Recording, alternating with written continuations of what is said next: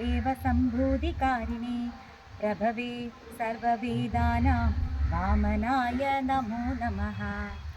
സർവം ശ്രീ രാധാകൃഷ്ണ അർപ്പണമസ്തു. ജയ ശ്രീ രാധേ രാധേ. സ്വസ്തികയിലെ എല്ലാ ഗോപികോപന്മാർക്ക് വേണ്ടിയിട്ട് ഇന്നൊരു ക്ഷേത്രം പരിചയപ്പെടുത്താനാണ് ഞാൻ വന്നത്. കേരളത്തിലെ വളരെ പ്രസിദ്ധമായിട്ടുള്ള വാമനമൂർത്തി ക്ഷേത്രമായിട്ട് നിങ്ങൾ കേട്ടിട്ടുള്ള തൃക്കാക്കര അമ്പലമാണ്. തിരുവോണ നാളിൽ വളരെ പ്രധാനമാണ്. അവിടെ വാമനമൂർത്തി എന്ന് പറയുന്നത് ഭഗവാന്റെ പ്രധാനപ്പെട്ട ഒരു അവതാരമാണ്. മഹാബലി തൻ്റെ പ്രിയ ഭക്തന് വേണ്ടിയിട്ട് ആ ഭക്തൻ്റെ ഉള്ളിലുള്ള ഗർവ് ശമിപ്പിക്കാനും അദ്ദേഹത്തിന് അനുഗ്രഹം കൊടുക്കാനും വേണ്ടിയിട്ട് ഭഗവാൻ വാമനനായിട്ട് അവതരിച്ചു. ഒരു ഭക്തന് വേണ്ടിയിട്ട് എടുത്ത അവതാരമാണ് വാമന മൂർത്തി അവതാരം എന്ന് പറയുന്നത്. ഭഗവാൻ നരസിംഹ അവതാരം എടുത്തിട്ടുള്ളത് ഒരു ഭക്തന് വേണ്ടിയിട്ടാണ്.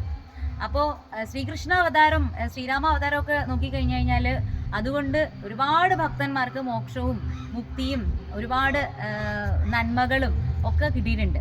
എന്നാൽ ഈ വാമനമൂർത്തി എന്ന് പറയുന്നത് ഒരു ഭക്തന് വേണ്ടിയിട്ട് മാത്രം, ആ ഭക്തനെ ഉദ്ധരിക്കാൻ വേണ്ടിയിട്ട് ഭഗവാൻ എടുത്തിട്ടുള്ള അവതാരമാണ്.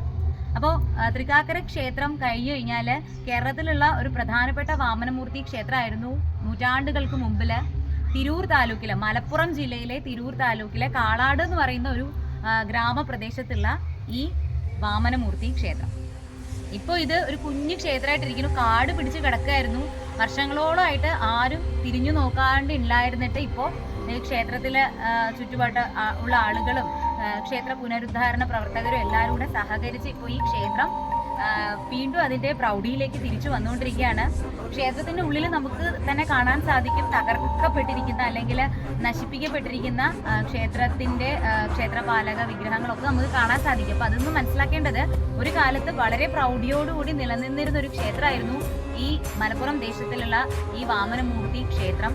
അപ്പോൾ ഇന്ന് ഇതിനെ നമുക്ക് തിരിച്ച് ആ പ്രൗഢിയിലേക്ക് കൊണ്ടുവരാൻ എല്ലാ ഭക്തജനങ്ങളും തീർച്ചയായിട്ടും സഹകരിക്കണം.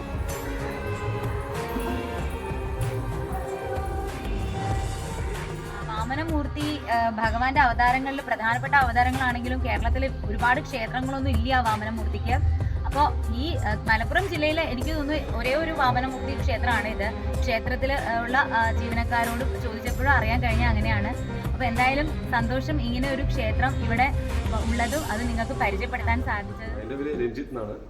ഞാനിവിടെ മേൽശാന്തിയായിട്ട് 1.5 കൊല്ലമായി. ഇല്ലം ഇവിടെ തന്നെയാണ്. അമ്പലത്തിനെ പറ്റി പറയുകയാണെങ്കിൽ അമ്പലം പെരുമാക്കന്മാരുടെ കാലത്ത് തന്നെ ഉണ്ടാക്കിയതെന്നാണ്. അത്രയും പഴക്കമുള്ള ഒരു അമ്പലമാണ്. പിന്നെ ഒരു 10 ഇല്ലക്കാരാണ് ഊരായ്മയായിട്ട് ഇവിടെ ഉള്ളത്. അപ്പോൾ കുറേ ഇല്ലക്കാർ ഇവിടുന്ന് പോയിട്ടുണ്ട്. എങ്കിലും ഊരായ്മ നിലനിൽക്കുന്നുണ്ട്. പക്ഷേ ഒരു 10, 25, 30, 35 കൊല്ലമായിട്ട് ഏതാണ്ട് 97 മുതൽ കമ്മിറ്റി നിലവിലുണ്ട്. അതിങ്ങനെ മാറി മാറി വരുന്നു. അവരുടെ നേതൃത്വത്തിലാണ് ഒരു കാട് മൂടി കിടന്നിരുന്ന ഈ അമ്പലം ഏതാണ്ട് ഈ നിലയിൽ അഴിഞ്ഞ് ആൾക്കാർ വലിയ കാര്യങ്ങളൊക്കെ ഉണ്ട്. അമ്പലം അങ്ങനെ പോകണം. അപ്പോൾ കുറച്ച് പുനരുദ്ധാരണം കാര്യങ്ങൾ, ഇപ്പോൾ ഈ പ്രദക്ഷിണ വഴി കരിങ്കല്ല് വിരിക്കുക, അങ്ങനെ കുറച്ച് കാര്യങ്ങൾ നടക്കാറുണ്ട്. അതിൻ്റെ പകുതി കഴിഞ്ഞു. അങ്ങനെയുള്ളൊരു എന്നാലും ഈ പ്രദേശത്ത് ഒരു ചെറിയൊരു മാറ്റം വരാൻ ഉള്ളൊരു ഇതായിരുന്നു. എൻ്റെ പേര് പ്രേമകുമാർ. ഞാൻ ക്ഷേത്ര കമ്മിറ്റി പ്രസിഡൻ്റാണ്. നമ്മുടെ തിരൂർ താലൂക്കിലെ നിർമ്മത് പഞ്ചായത്തിലെ സ്ഥിതി ചെയ്യുന്ന അത്യപൂർവ വാമനമൂർത്തി ക്ഷേത്രങ്ങളൊന്നാണിത്. തൃക്കാക്കര കഴിഞ്ഞാൽ പിന്നീട് വാമനമൂർത്തി ക്ഷേത്രം ഇതാണ്. നമ്മൾക്കറിയാം ശ്രീകോവിലിൻ്റെ നിർമ്മിതി തന്നെ ഗജപുഷ്ടാകൃതിയുള്ളതാണ്. വളരെ പുരാണം പഴക്കമുള്ള ഇതാണ്. 10ഓളം ഊരായ്മയിലുള്ള ക്ഷേത്രമാണ് ഇത്. ഇതിപ്പോൾ നല്ലൊരു ക്ഷേത്ര കമ്മിറ്റിയാണ് നടത്തിക്കൊണ്ടിരിക്കുന്നത്. ക്ഷേത്രത്തിലെ പ്രധാന ദിവസങ്ങൾ തുലാമാസ തിരുവോണം, തുലാമാസ തിരുവോണം, അതുകൂടാതെ പ്രതിഷ്ഠാനം ഇടവമാസത്തിലെ മകീര നടക്കും. പിന്നെ കർക്കിടക മാസത്തിൽ രാമായണ പാരായണം, ത്രികാല പൂജ, ഗണോദ്യമം നടന്നു വരുന്നുണ്ട്. അതുകൂടെ മണ്ഡലമാസാചരണം പൊതുവായി നടന്നു വരുന്നുണ്ട്. നമ്മളിപ്പോൾ ക്ഷേത്രത്തിൻ്റെ നിർമ്മിതി എന്ന് പറഞ്ഞാൽ ഒരുപാട് കാര്യങ്ങൾ ഇനിയും ചെയ്യാനുണ്ട്. കാര്യങ്ങൾ നമ്മളെന്താ വെച്ചാൽ നമ്മൾ ദ്വാരപാലകന്മാരെ ഇവിടുത്തെ തന്നെ നമ്മൾ കണ്ടാൽ അറിയാം. ഇതിൻ്റെ നിർമ്മിതി എന്താ കച്ചവട ഹാമറിങ് നടത്തിയതാണത്. കണ്ട ഒരുപാട് കൊല്ലം പഴക്കത്ത് തന്നെ കാണുന്നുണ്ട്. ഇത് കണ്ട ഈ ഹാമറിങ് ഇവിടെ ഉണ്ട്. ഇതൊക്കെ എന്ന് പറഞ്ഞാൽ 921 തകർക്കപ്പെട്ട ക്ഷേത്രങ്ങളുടെ ഭാഗമായിട്ട് സംഭവിച്ചാണ്. ഇതൊക്കെ പുനരുദ്ധാരണ ക്ഷേത്രകമ്മിറ്റി നടത്തിയതാണ്. എന്നാൽ ഒരുപാട് കാര്യങ്ങൾ ചെയ്യാനുണ്ട്. പുനരുദ്ധാരണത്തിന് നിങ്ങളെ സഹായിക്കണം എന്നുണ്ടെങ്കിൽ ഏത് നമ്പറിലാണ് കോൺടാക്ട് ചെയ്യേണ്ടത്? ക്ഷേത്രത്തിലെ നമ്പറുണ്ട് 91 88 28 11 50. അത് കൂടാതെ 94 95 74 12 42. അല്ല ഗൂഗിൾ പേ ചെയ്യണമെന്നുണ്ടെങ്കിൽ ഗൂഗിൾ പേ ചെയ്യണമെങ്കിൽ 94 95 74 12 42 ഗൂഗിൾ പേ ചെയ്യാം. വഴിപാട് 1000 പഴം നിവേദ്യമാണ്. നേന്ത്രപ്പഴം 2 ഭാഗം കട്ട് ചെയ്തിട്ട് ഒന്നിച്ച് വേവിച്ചിട്ട് ദേവന് നിവേദിക്കുന്ന തുല്യ പ്രാധാന്യമാണ്. ഇത് വാമനമൂർത്തിയാണ്, അത് അതിഥി ദേവിയാണ്, വാമനമൂർത്തി അമ്മയാണ്. തുല്യ പ്രാധാന്യം. നമ്മളെന്താ ഇവിടെ പഴം നിവേദിച്ചാൽ അവിടെ അതേമാതിരി ചെയ്യണം. ഒരു നെയ്വിളക്ക് ഇവിടെ കത്തിച്ചാൽ അതും അതേമാതിരി തന്നെ അവിടെ ചെയ്യണം. തുല്യ പ്രാധാന്യമാണ്. എന്ത് വേണം ഉദ്ദിഷ്ടകാര്യ സിദ്ധിക്കാണ് നമ്മളിവിടെ 1000 പഴം നിവേദ്യം നടത്തുന്നത്. 1000 പഴത്തിന് 5000 രൂപയാണ് നമ്മൾ വഴിപാട് റിസീറ്റ് ചീട്ടാക്കുന്നത്. അതുകൂടാതെ പഴത്തിൻ്റെ എക്സ്ട്രാ ആണ്. അത് 3-4 നമ്പൂതിരിമാർ ഇരുന്നിട്ട് അവരാണ് ചെയ്യേണ്ട കാര്യം. അപ്പോൾ അത് ഉദ്ദിഷ്ടകാര്യ സിദ്ധിക്കാൻ നടന്നു വരുന്നതാണ്.